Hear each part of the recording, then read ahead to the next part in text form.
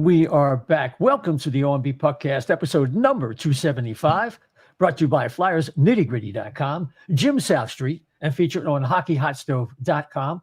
It's just the finest hockey forum website out there. And if you scroll down on HockeyHotStove.com and see the O&B Puckcast insignia, it'll take you to all of our YouTube shows. And of course, we're streaming live tonight on YouTube. And by the way, if you're watching on YouTube, we could use all the likes that you can give us. If you're watching, give us a like. We really do appreciate it. Moves us up the algorithm, and it makes it easier for people to buy, to see and to find the O&B Puckcast. I can get my words out.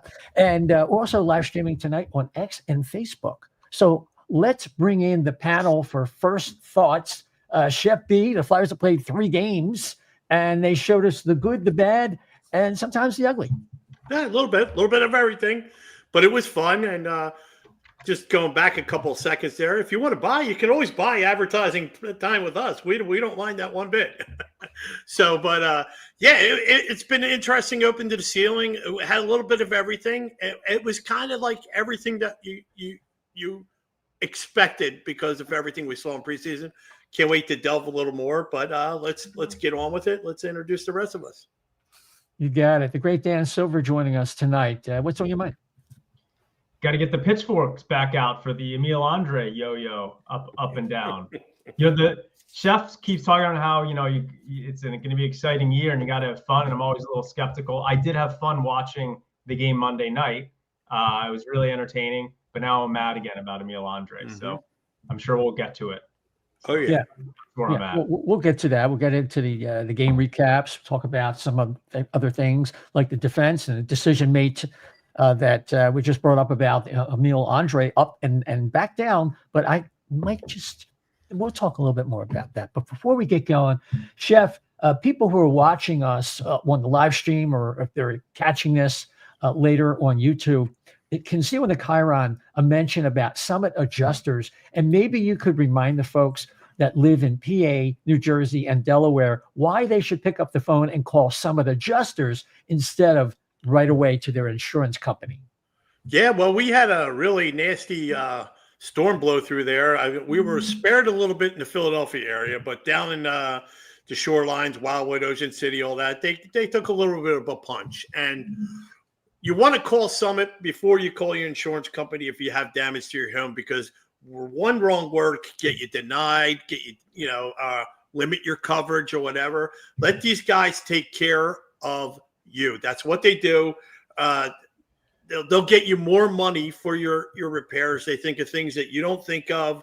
They always tell you, when you're doing a home repair project, to budget for 25% more. So, and these guys, when they do the jobs, they know that there's going to be more than just what meets the eye. So give them a call, 215-752-0560.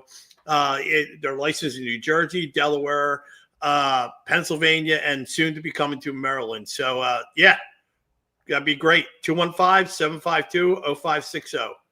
That's it for some of the adjusters. Gents, the Flyers have played 3 games. They opened in Sunrise, Florida against the Stanley Cup champion, 2-time Stanley Cup champion, Florida Panthers, and they looked every bit like a team that was had a new system, had a lot of new players, some pieces that didn't necessarily fit right away, and it wasn't really fun to watch. And yet they hung in there, Dan, because your namesake, Dan Vladar, played a very strong game. And until the second period, when Anton Lundell scored, the Flyers are hanging tough with the Florida Panthers. And it proved like the Flyers are in the game the whole way, primarily because of him.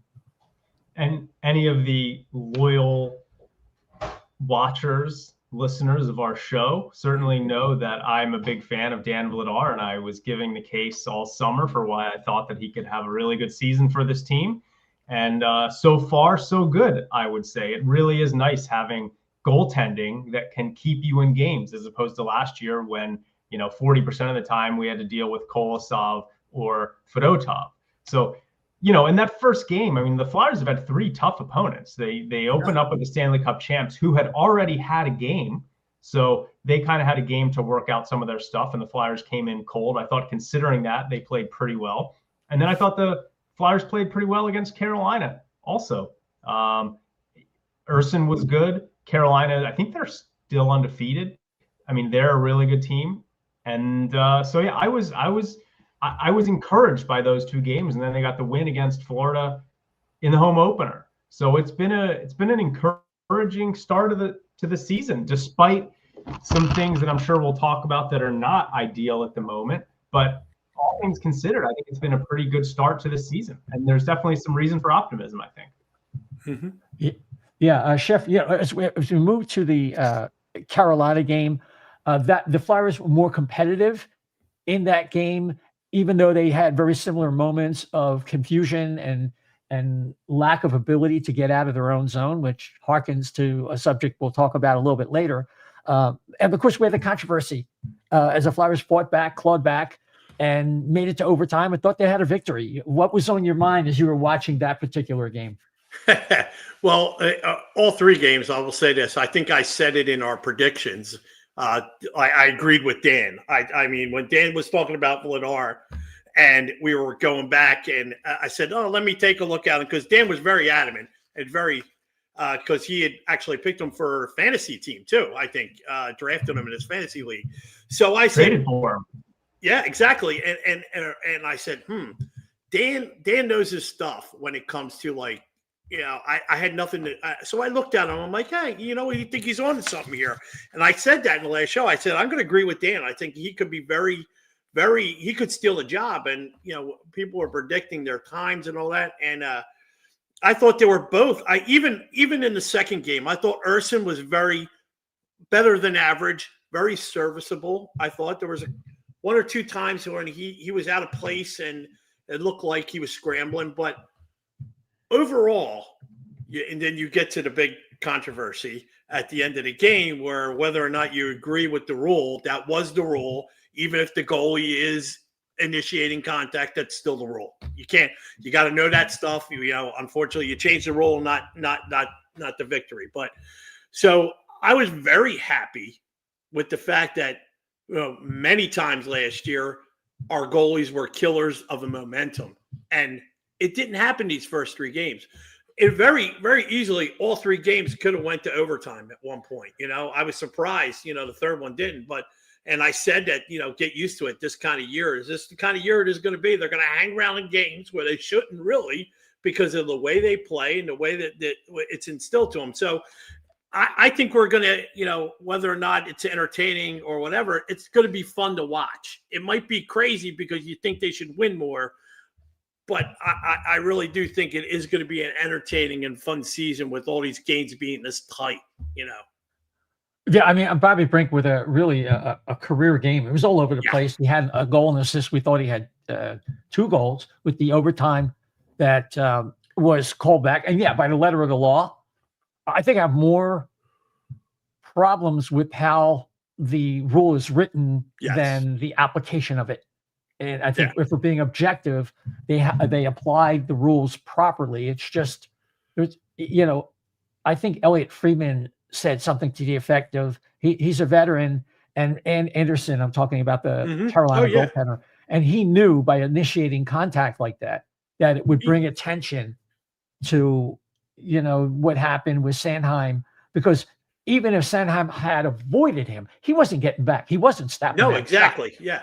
So he was already out of position before the contact. So all you have to do is just make sure, initiate that contact. And we knew, I knew it was coming back as soon as it happened. I went, boy. And then I knew that's where they lost the game, because you thought, so all the shoulders go down on the bench again. Like, oh no, more last year stuff creeping in. So, but it was still a fun game nonetheless. Yeah. Again, Carolina carried the play. It outshot the Flyers. 39-23, and Seth Jarvis, right after the call was overturned, Seth Jarvis gets the overtime winner, and the Flyers have to go home. But they get a point, and they're playing teams that are favored to be like conference finalists at the very least, right? Well, I think Carolina's favored to win, right? It was the day of the game. They were the favored to win the cup. I think you're right. I think you're right on that. So, of course, and Dan, you were talking earlier. It's funny. I thought about how Anderson was out of position. It reminded me of Ladar in one of the few times he really kind of messed up a little bit in these first couple of games. He was out of position on that second goal by Reinhardt. But the Flyers played a whale of a game.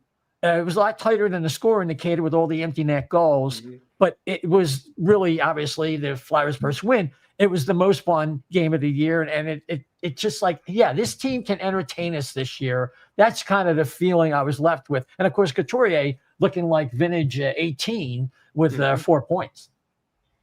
Yeah, it's funny. I think, and that was the Bennett goal you were talking about, right? I think Reinhardt sent it over to Bennett.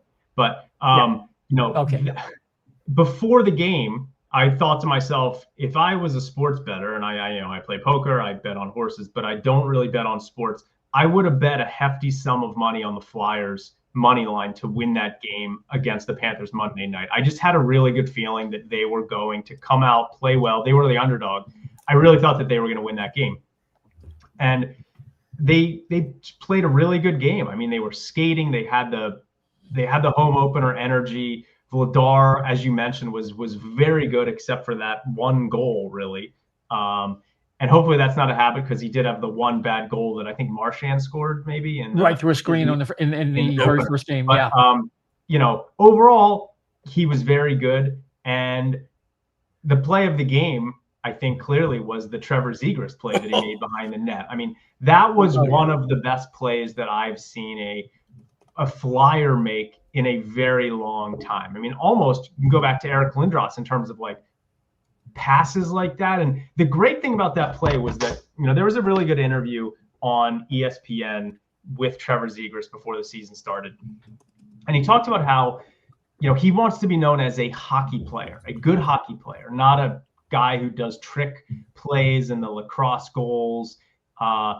And the play that he made behind the net, he gets the puck behind the net, and you can see if you freeze frame it, he's got the two Panthers. I don't know if it was Bennett and Reinhardt, maybe, or it was Bennett and someone else that were kind of like closing in on him. And you could almost, if you freeze framed it, you could say, oh, is he going to try to do like a Michigan or something?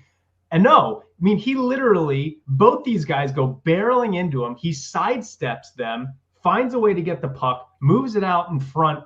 I don't know how the angle that he got it out to Sean Couturier.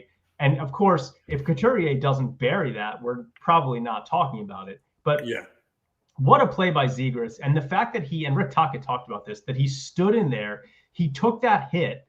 Like, these are the kind of plays that a hockey player makes, right? And one with exceptional skill, but also one that can play with a little bit of grit. And I thought there were other times in the game too where Zegras did a really good job of kind of getting into the corners, battling it out a little bit.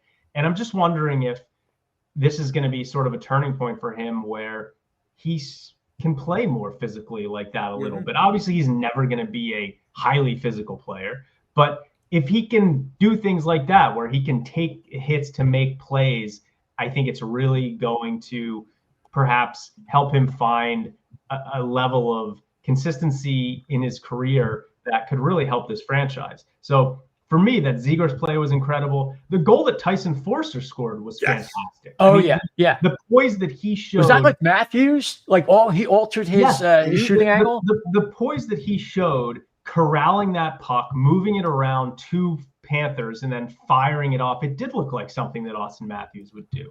So that was really encouraging. I mean, I thought Emil Andrae was fantastic in the game. I just think there were a lot of very encouraging things in that game.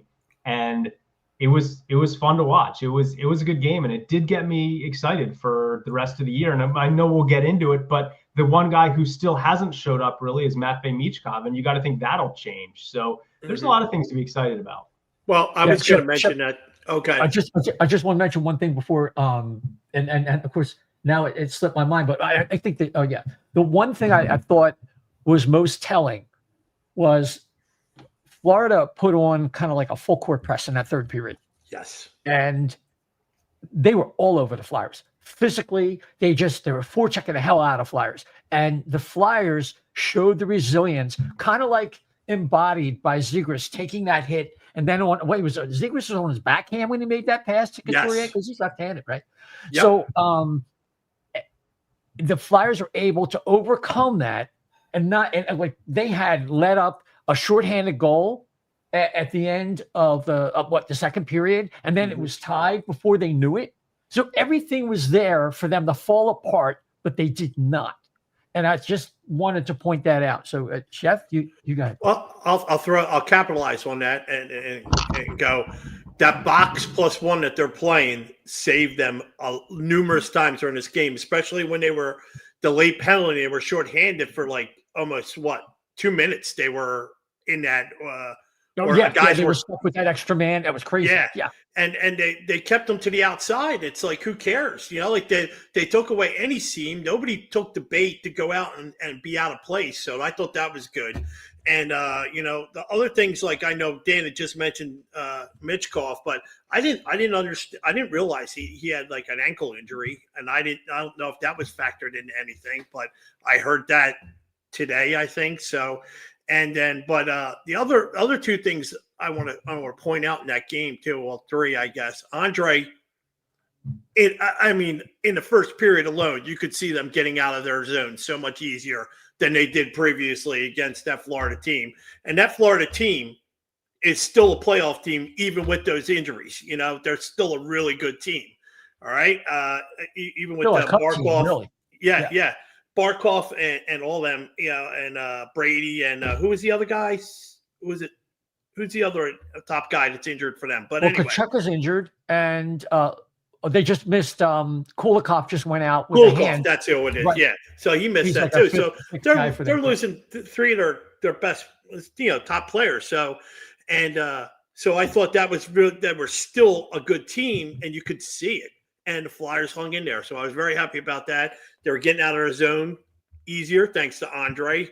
I was very upset to find out he was sent down. But anyway, but I want to touch on two other players that we haven't mentioned yet. Grabenkin and Luchenko. Not so much out of place. I really wish that they had gotten a little bit more time in that last game, because I think if you're going to develop it and you're going to show him, if you're going to show these players, Grabenkin got a couple extra shifts up the line when, I think it was the Brink. We're going to have to start calling it the Brinks line if he keeps this up, but the Cates line. He got a couple extra shifts up there when he was playing well. Luchenko got one, I think, but they played pretty good. I think I didn't check the numbers, but their face-off winning was a lot better than it was. It's on a good start. Even Cates is at 50%, I think, so far this year. So, but I was really hoping, like, hey, if you're going to keep Luchenko around and put him a game, just give him a little more. Get him around the 12 to 14 minute mark at least. That way, you know what the kid can handle and see how he handles situations. If he's good, that's my only critique of the last game. So, yeah, like if you think about Luchenko, I think is averaging about 8 minutes or something like that. He got 8:49 in the home game versus Florida. And Grabenkin, it was interesting. We touched on Michkov briefly. He got 10:37 of ice time, and three of those, I think he was out there with 3 minutes left to replace Michkov. Yeah, and was actually given more trust. Michkov is still struggling in a couple of different ways, but particularly with the systems, where to be on the ice, and I think it shows in his play. If people say he's not skating, and he's definitely not skating, there's a reference that you touched on it earlier.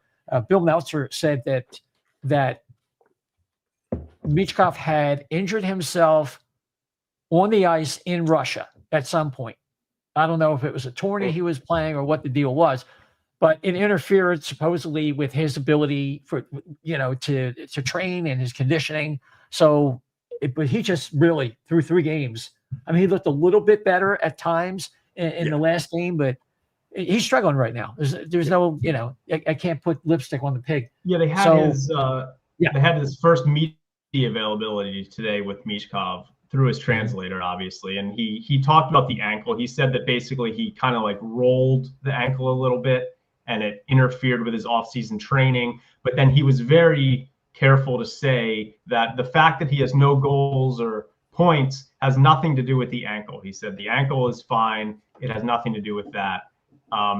It was interesting, you know, one of the questions he was asked was about how he feels about learning the system and his play. And he basically said and his play in the defensive zone. And he said, well, you know, if we have the puck in the offensive zone, he doesn't have to worry about defense, which was maybe not necessarily the best answer.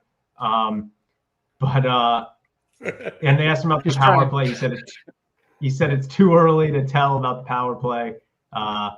You know, they need to keep working on it. But it was his first media availability, so he talked about the ankle.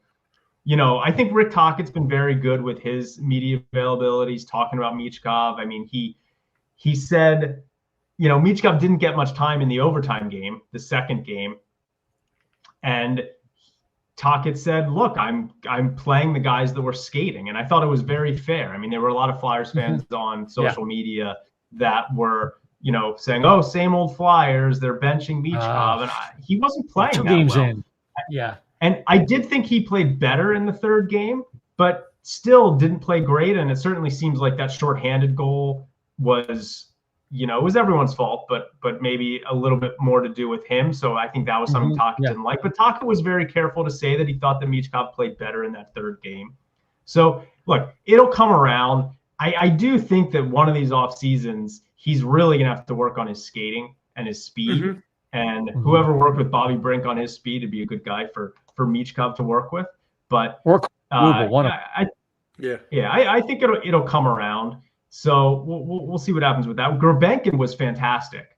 You know, he had the one shift where I can't believe how quick he is. I didn't realize how quick he is. And I didn't see it in the preseason games, but he was on the boards making some very quick pivots, getting away from the Florida defenders.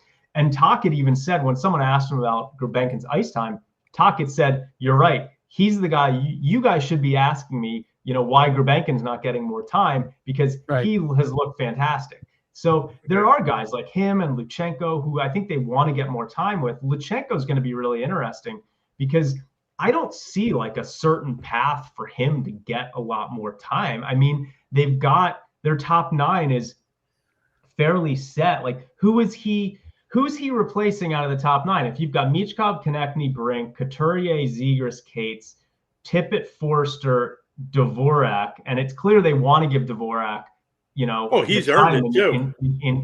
He was good in the last game too. Yeah. Then you've got Gurbenkin. So I don't see the path to Luchenko, barring an injury, getting top third line, you know, top 1, 2, or 3 line minutes. So they're going to have a decision to make with him if they send him back or not, because I don't see the path to him getting that many minutes. Well, what would you say? Go ahead, Chef. Yeah. What would you say though? I mean, like if you're looking at that fourth line, and like, it's hard because the skill level between Gurbenkin and Luchenko is obviously, and don't get me wrong, I like Hathaway. He brings a lot. He does a lot of the intangibles and very good little things. But I think their skill level is lost on him. I wouldn't mind seeing, and I'm not to knock Hathaway, but I wouldn't mind seeing a fourth line of Obels, you know, Luchenko and Gurbenkin. I mean, and just to see and maybe give them a little bit more minutes as a group, because I think that especially I think Luchenko and Gurbenkin could really be a good duo to feed off each other, and Obels could be the cleanup man. And I really do think, and now technically that would be a second or third line or whatever, but this is a good thing. I guess it's a good problem to have when you got guys that you're trying to find more minutes for because they keep playing better. So, I mean, I think Hathaway's a better NHL player than Obels. Like, I think Hathaway's a fine player. The thing is that fourth line with Gurbenkin, Luchenko, and Hathaway, I thought they were extremely good in that game. The problem is we're talking about especially a guy in Luchenko who you want to get more ice time with. And the problem is is that it's easy to say like, hey, that line's really good. They're good as a fourth line. We need to get them more minutes. But when you've got a game that's got a lot of power plays and penalty kills, it's hard to get into a rhythm where you're finding consistent minutes for Lutsenko. And I think that's really going to be kind of the challenge for them is trying to figure out, barring some kind of injury in the next few weeks, what do you do with Lutsenko? Is he better off getting 10 to 12 minutes a night as a fourth line center in the NHL, playing with Gulbenkian, who's pretty talented, and Hathaway, who's a good player? Or do you send him back to juniors where he's playing 20 minutes a night, first power play unit? I think they're going to have a decision to make there. I almost think that they might lean towards keeping him up, but I don't know. Well, let me just interject with some thoughts on that. I think there's two factors. One, what does Guelph look like? Supposedly they upgraded their personnel. I had read that. Okay. That could be part of the evaluation, but I think a bigger part of the evaluation is Zegras. They actually admitted today that Zegras is playing like a hybrid center position right now. He's kind of like on the wing, but kind of center and sharing some defensive responsibilities. And they're trying to work that out because he's really struggling with his positioning. And if that continues and they need to free up, like who's on that line? I just, with Zegras, I had it last time. They've been moving it around a lot. Yeah. I mean, but I think it was like Zegras, Dvorak, and Tippett to a certain degree.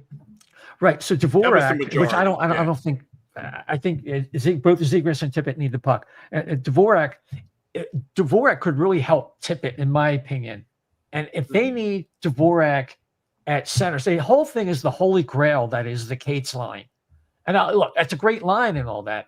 But you know what I'm saying? There's a little bit of a conflict there because they have players that could create more offense if we shuffled the lines a little bit. Like if Michkov was with somebody like Forster, that could really help them, right? And because you get the right center and Forster can dig pucks out, they need some of that. Tippett needs the puck. Zegras needs the puck. So now you have a lot of maybe mismatched pieces, and it's up to the coach to figure out who's going to play with who eventually. But right now they want stability and people that conform to the system. And the Cates line has been able to do that seamlessly. And that's why, they're locked in the way they are. Meanwhile, Jet Lutsenko is averaging 8:15 a night. That's not going to cut it.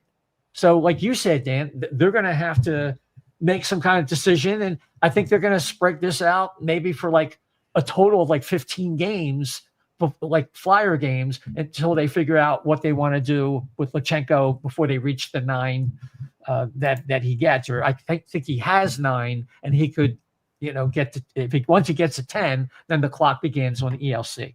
I wonder how hard they're going to look at. I know they're trying to maybe look at a trade to try and bring in a top defenseman. There have been various rumors about Bowen Byram or even Rasmus Dahlin. Yeah, Anthony DeMarco was like spitballing that Sabres. Yeah. I do wonder if something like moving an Andrae and a Tippett for something really good, then you kind of open up the spot in the top 9. I'm not sure, their current feelings on Tippett. Eventually, there's going to be a lot of wingers that are going to be pushing to play in the top 2 lines. You've got Porter Martone. Yep. Like if you want to talk about Forster, Cates, and Brink is this line that's just, they've looked like a top line out there. And then you want to look at, okay, where's Martone going to fit? Where's Denver Barkey going to fit? Because I think he's next year, I think he'll be making a pretty strong push. And it's like, well, you can't have all these wingers. So at some point they are going to have to try and move someone. And it would be nice to move somebody while their value is high, not when other teams know that you need to move somebody. So I am kind of interested to see if they're able to pry away like a top defenseman from someone in a move that could involve one of those guys. Even someone mentioned to me, or I know that Derek on X, Suitable Elias, who always has some kind of interesting thoughts, was talking about trying to move Cates because he thinks that Lutsenko can basically do exactly what Cates is doing. Now, I don't completely agree with the premise because I think Cates is I think Cates is at this point is a pretty strong NHL player, and he took a while to get there. I think Luchenko's a bit away from that kind of player. But there's another guy that, you could potentially look at moving. It'd be interesting to move a guy when, like I said, when their value is high, not as we've seen this organization try to do so many times, move guys when their value is lower. Although Briere has done a really good job of it when you look at Provorov, when you look at what he got for Scott Lawton, which is that trade is just proving to be looking like an amazing trade. So I wonder if they're going to try and get some work done. Well, I said it before, and I'll say it again. Hughes.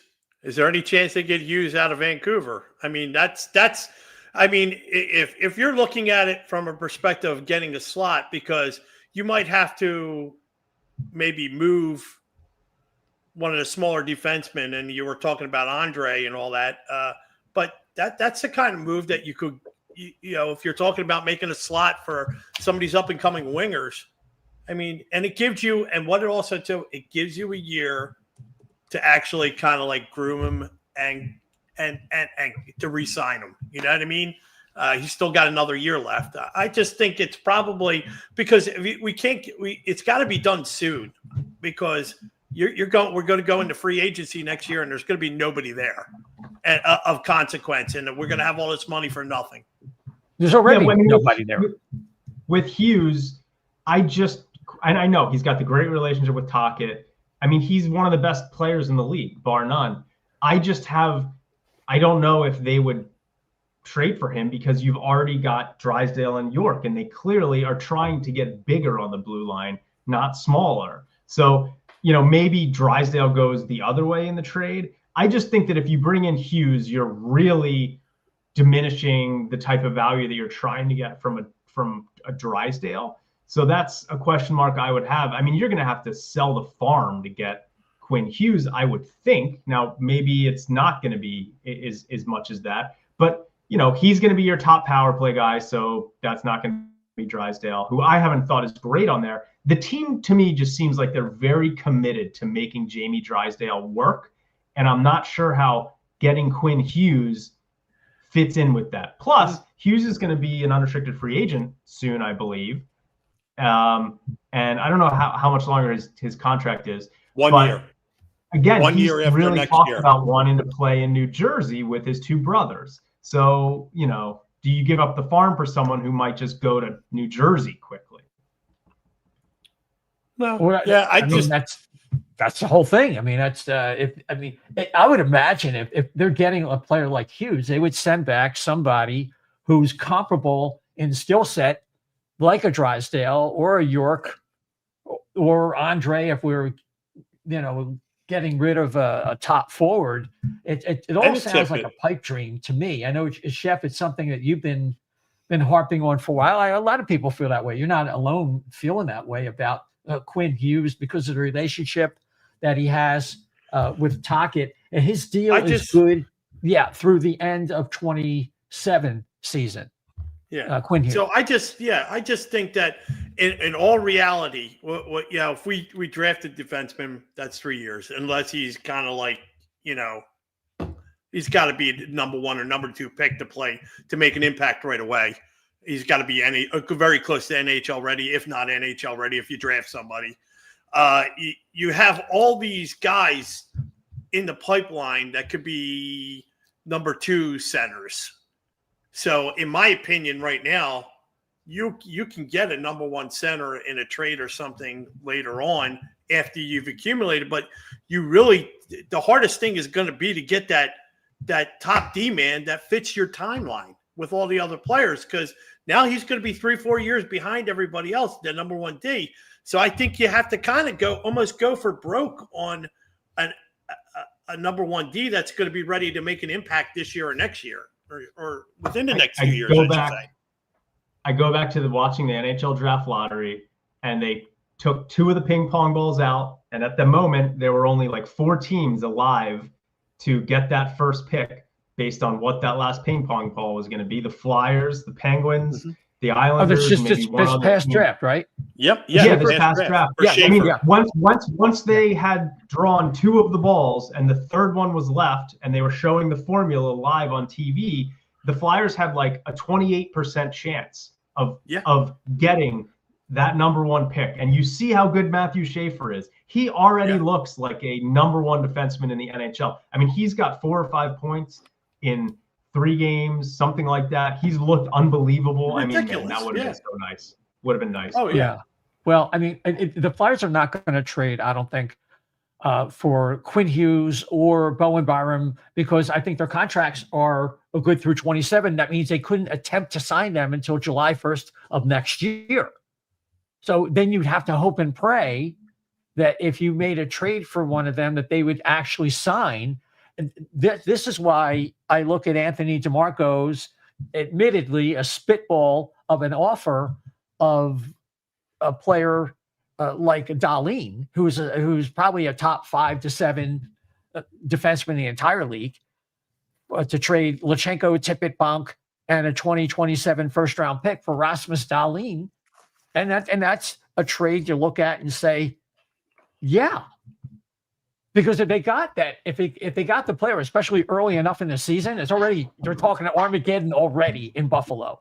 If they're already talking Armageddon in Buffalo now, and I'm encouraging it because I know Mike Agello is so funny. You got to check Mike out at on Off the Post Radio and also Hot Stove. He doesn't know I'm giving him a plug, but in the way he talks about Toronto and Buffalo, I mean, after a while, he's really entertaining. Anyway, I don't mean that I don't mean that in a pejorative way, but he is funny the way he freaks out about it, because you know why? Because Toronto has always let people down, and Buffalo, who we're talking about now with regard to Rasmus Dahlin, I mean, they are the loser's loser right now. Yeah. And if they really want to shake up the team, and they have Byram still through 27, they have Owen Power, and the Flyers are willing to let go of all those assets, then it would clear out a lot, answer a lot of questions for what the Flyers need, but would fill their number 1 need, really. Yes. To me, in my mind, and Dan, I think you agree, the top pair of defensemen, in fact, the number 1 defenseman, is the number 1 need.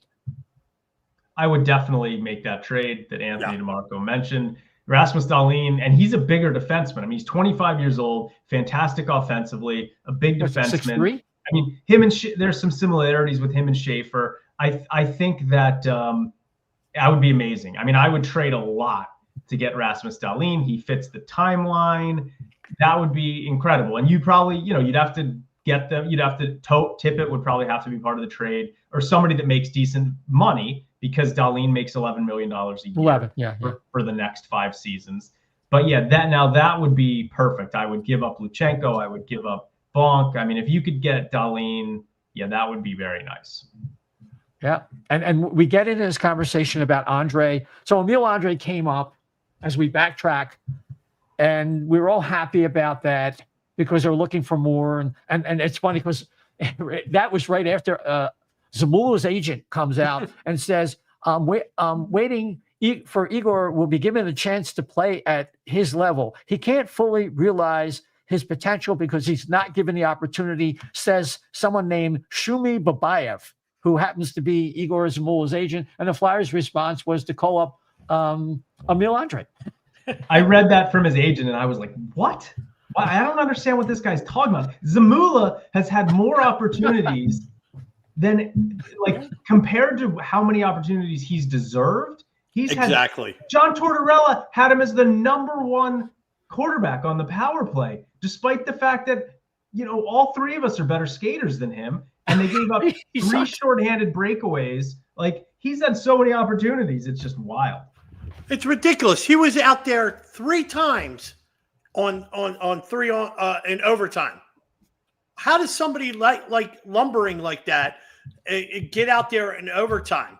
You could tell it was. I tweeted out at the time. You could tell tell me it's a preseason game without telling me it's a preseason game, and it's like, oh yeah, it says Zamula out for a 3-on-3 in overtime.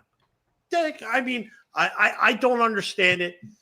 I at this point, if you're coming back, I wouldn't mind seeing a third line of Yinning and Andrae, because third pairing. Yeah, third pairing. Sorry. I wouldn't mind seeing that because they played like most of last year together too. They were a pretty decent pairing at Lehigh. So I don't see why you just don't at least try it to see. Hey, because Yinning, he's looked a lot better this year. He kind of earned his way onto the roster with a great preseason. I just think if you're trying to highlight your defensemen and get those zone outs, then God darn it, use Andrae, but pair him with Yinning because they're so familiar with each other. Yeah, well, I mean, the reason he was sent down to me is simply because of a waiver issue. Because as much as we're ragging on Zamula, it's the first week of the season, and defensemen get hurt. They block shots. They have a lot of responsibility that puts them in harm's way. You don't want to let go of an NHL defenseman, or at least take a chance that he would be claimed on waivers.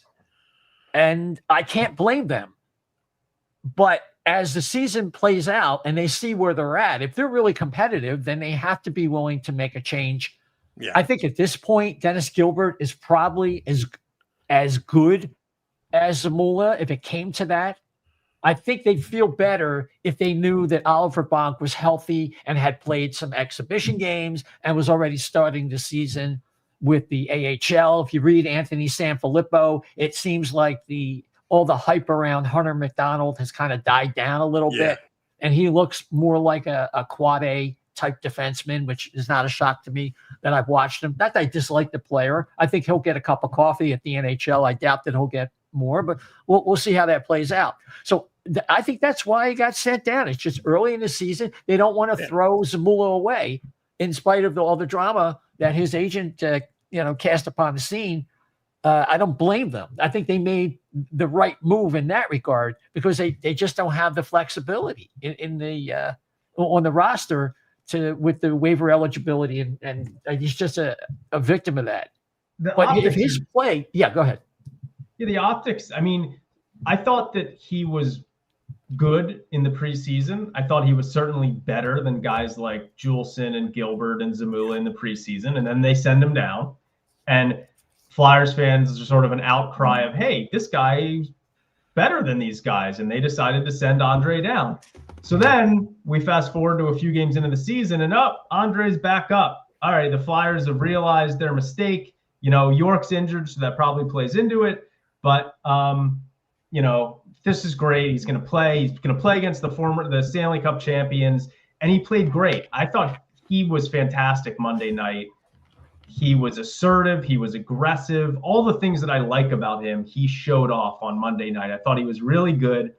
And York's coming back in the lineup. So sorry, we got to send Andrae back down. It's just the whole optics of it. It's like, are all the Flyers fans wrong that he's a good? It's not that. Would you put a guy like? Would you risk losing Zamula, who is an NHL defenseman, probably number 7? Would you risk losing him though, if you're an NHL general manager, taking all the emotions out of it? Well, why can't they send Obels down? Or like they could send somebody else down. It doesn't have to be a defenseman if they want to keep Andrae. It's clear that they just don't feel. They clearly think that Juleson at this point brings more than Andrae. And I know that Rick Tocchet said that one of the reasons is that, and Tocchet was complimentary of how Andrae played, but he said that, they need Juleson on the penalty kill. So that's one of the reasons why, he'll stay in the lineup and presumably why Andrae goes back down.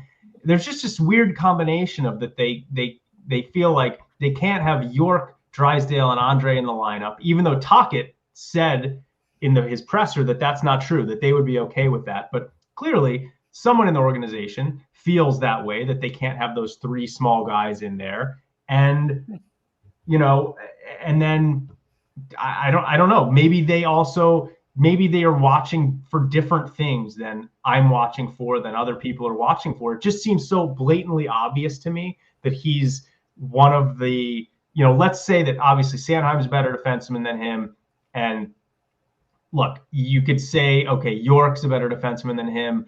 to my eyes, I think he's played better than Drysdale and Sealer. Now, a lot of people would disagree, but once you get past, even if you want to say that Drysdale and Sealer and York and Sanheim are all better than Andrae, which again, I would dispute some of that. He's clearly the 5th best defenseman on this team. And I think the Flyers brass, a lot of them think that Yinning has been better than Andrae, and Yinning's been fine. I just like what Andrae brings more. So it's just a strange, I don't know. It's just a strange evaluation, I feel like, that they have of Andrae.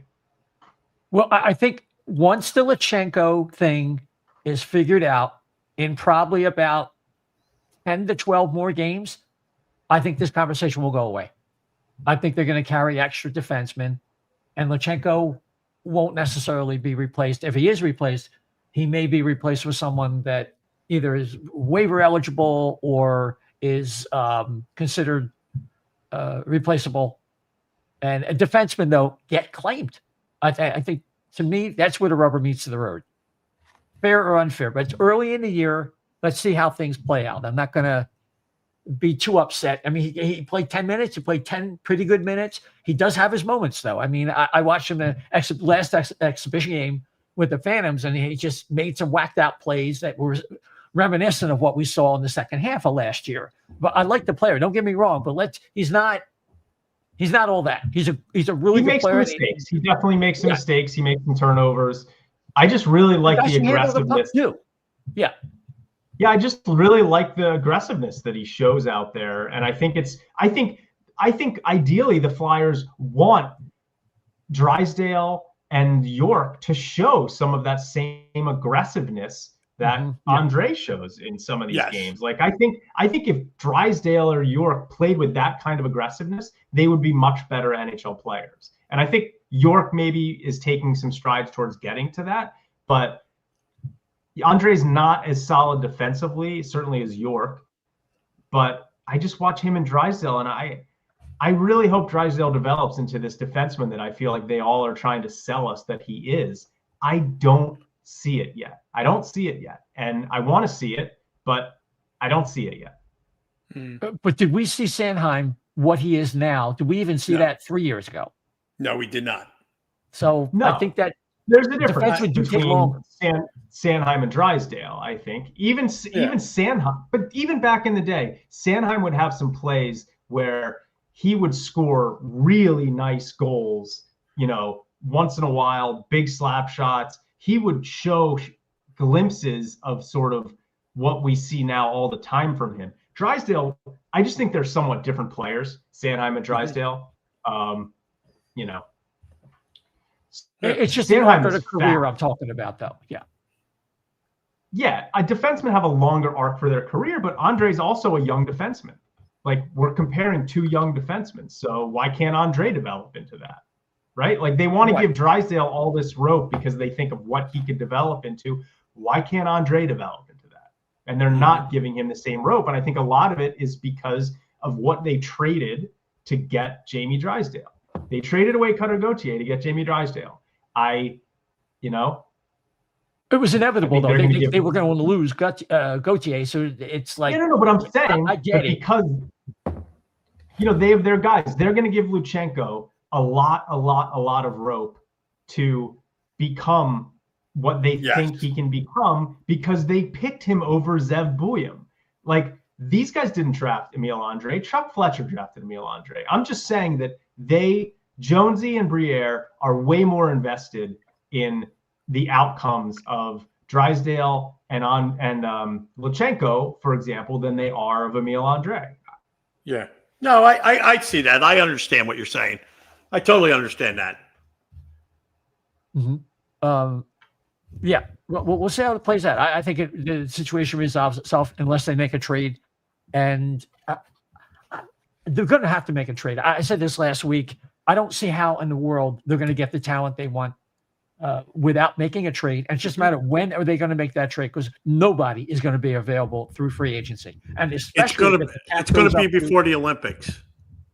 They're going to get somebody before the Olympics. They have to, because then you got all that time to assimilate him or or well, knock on wood, if they get a real good player, maybe he goes to the Olympics. But that's the perfect time to kind of rehab everybody, get your ideas for what your roster is going to look like for the postseason, and hopefully the Flyers are in that postseason.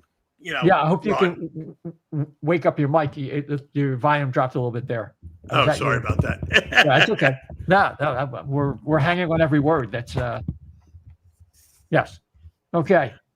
That's a live show for you. Anyway. Yep. So that situation will work itself out. And I also wanted to mention that one thing. We were talking about the goaltenders earlier. The Flyers had some of the worst goaltending last year, and it's a stat that is really the new measurement for a lot of people, other than goals against or even save percentage, because save percentages are hovering at 900 level, is the so-called goals saved above expectation. And the Flyers, I think last year, Ursan was like minus 23 or 22 or something crazy. Right now, I know it's only 3 games, but they're both in positive. Ursan is 1.9 after 3 games. And that was that one game he had where Carolina was peppering him with 39 shots or something crazy. And Dan Vladar through 2 games is 1.7. So we'll take it. If it stays like that all year, and that's what league average goaltending probably is right about then, we'll take it. And that's all you could ask for. Then it's like we have to address other issues. And I'm hoping with Dan, and I think Shep at this point, that Vladar establishes himself as a guy who can play, 50 games, maybe. Okay. And if Ursan's still hanging around to be the complement, hey, fine. Because he plays better if he only has to play like 30 games, 35 games max. I think Ursan's that kind of goalie until he proves otherwise. Yeah, I don't have any disputes for anything you just said.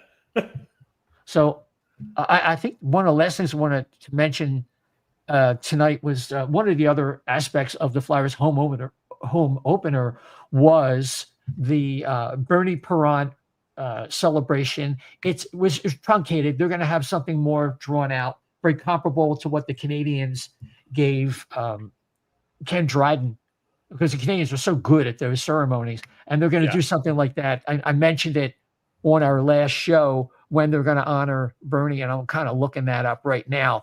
But I think it's the 22nd of November. Okay, so that pops into my. I know it just pops into my head. I remember being. It could be wrong, but it is the Flyers Devils game in honor of Bernie on November 22nd. You are correct. You're on it tonight, Chef. I got to tell you. So, so I mentioned that was really, really cool to have the number 1, behind both nets. And it was really touching. They have the patch on the shoulder too. I like the that. Patch on the shoulder. And I think most significant from the player's perspective, they have a replica of Bernie's famous mask, the one that was featured on Time Magazine back in the day, that they're going to give to what the players feel was the most valuable player from the team perspective. And you saw that Coots gave that to Vladar. Yeah, appropriate for the first one. Yeah. Yep. Well earned. And I think that's a nice tribute to Bernie. And that was a nice touch, a great evening. Yeah. A little bit off topic, but did anybody see what the Ducks are giving away? That mask. Weird. Yeah. At the duck-billed shape hockey mask, I guess they're for their giveaway this year. I thought they were going to be Cutter Gauthier pacifiers. I love it. Is a Cutter Binky. I love it. Cutter but Binky. now Binky. That's what I don't know. Yeah, it's what they call them, right? The little binkies. Yeah, pacifier, binky. Yeah, similar. Yeah. So a pacifier is a little formal for him. He's a down to earth guy. He sucks on a binky. But no, I just thought the Ducks thing. I was like, wow, that's really. It looked cool. It was cool. The duckbill shape. It was neat. Made me think maybe the Flyers that night they'll be giving away the little replica mask to everybody there. That would be a cool thing as a giveaway for the Bernie Perrant night. So, I was going to say, and I'm going to bring in Emilio Estevez to top things off. No, Yeah. Emilio. yeah. That was like Emilio. So I think that is all we have for you tonight. The Flyers are playing Winnipeg on Thursday. That's tomorrow from where we are recording. Again, another really good team, a Stanley Cup kind of final favorite. Then they play the Minnesota Wild this Saturday. Again, these are all at home. They play Seattle Kraken Monday, another Monday game. There's not a ton of those in hockey usually. And then we come back with you next week and to talk about those 3 games and the drama. Maybe Emil Andrae will already be called up before everybody could work up all their anger. He'll be right up, and the Flyers will move on from the drama that is Igor Zamula. So, Chef, why don't we get your final thoughts for tonight and go from there? All right. My final thoughts are this. Hey, look, hang in there. I mean, they're the next, what is it? I guess there are eight out of the next 9 games are at home. I think 6 of them are like verified playoff teams. So you're going to see how they measure up early too. And a couple of these guys are favored to win the cup, and they're hanging in these games. So it'll be interesting to see as the players get more integrated with the new system that the team is playing, see actually how good that they can really be. And I think they have a lot more talent than we thought. I think that pass by Zegras showed everybody that they opened a lot of eyes to going, hey, well, there's, you got some young guys who can pretty much do some good stuff here, and it's going to be very entertaining to watch. So hang in there. And if you don't agree with me, that's fine. Let's talk about it. You can get me at Chef to Left B on X. Chef to the Left B on X. Okay, Dan.